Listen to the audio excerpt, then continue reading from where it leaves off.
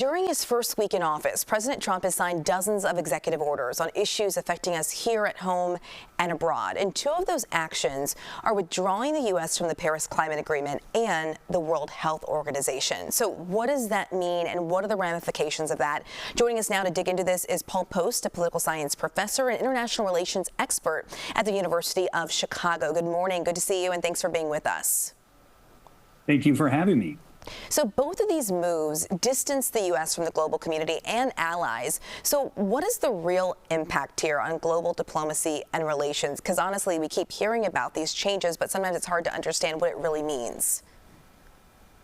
I think a way to be able to answer that question is to think about both of these executive agreements separately. So on the one hand, the Paris Agreement, in my own opinion, is not as meaningful as the withdrawal from the WHO. The reason why is the Paris Agreement never really obligated the U.S. or any of the countries that signed on it to actually do anything. It was more of a declaration of intent to be able to take measures to combat climate change.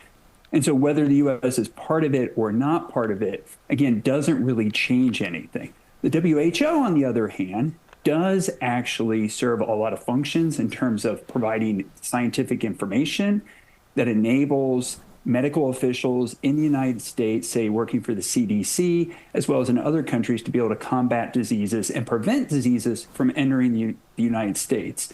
Now, there's implications and there's reasons why Trump felt it was necessary to withdraw from WHO. Specifically, he was not happy with what the WHO did and how it handled COVID-19, felt that it was too soft on China, didn't take measures soon enough. He also feels like the U.S., because it does have to pay dues to the WHO, feels like that is not money well spent. And part of that executive order actually calls on the U.S. to look for alternatives to the WHO. And so what if we were to have another pandemic or something that affects us all globally? How would us removing ourselves or President Trump deciding to remove us from the World Health Organization possibly impact that? Well, there's two views on this. So the one view is that it would have a dramatic impact because, for example, in the case of COVID-19, the WHO was the mechanism by which information was shared regarding the structure of that virus that enabled the quick development of a vaccine.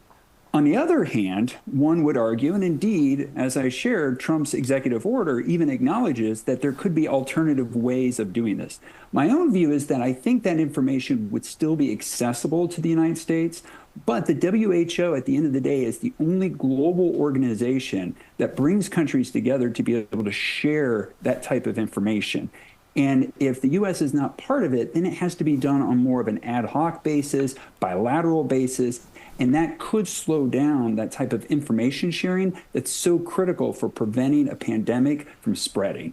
And lastly, we'll have to do this one quickly because we're running out of time. You mentioned that we might have to find an alternative to being part of the World Health Organization. You've studied President Trump's foreign policy. What could be his first step in this? What could we see here moving forward then? Well, one model we could look at is the other times that President Trump has tried to develop alternatives, such as when he withdrew the United States from NAFTA, but then recreated NAFTA, but under a new name. And so you could see similar measures here where he calls for the U.S. to withdraw from the WHO, keeping in mind this would be a long process anyhow, and maybe at the end of the day, either bringing the U.S. back in under new terms or even calling for the creation of a new organization that's essentially the WHO, but just under a new label. Okay, you said it could take a while, though, to even do this withdrawal? That's exactly right, because technically when the U.S. calls for withdrawal, they're supposed to give it a year notice. Moreover, it is supposed to be approved by Congress. Now, we'll see if that actually happens, but in the meantime, it'll be interesting to kind of follow what would be alternatives that the Trump administration will be proposing before we officially withdraw from the WHO. Okay, we'll probably be talking to you again then as we see this develop. Paul Poast, political science professor at the University of Chicago. We appreciate your insight and your expertise on this. Thank you. You're quite welcome.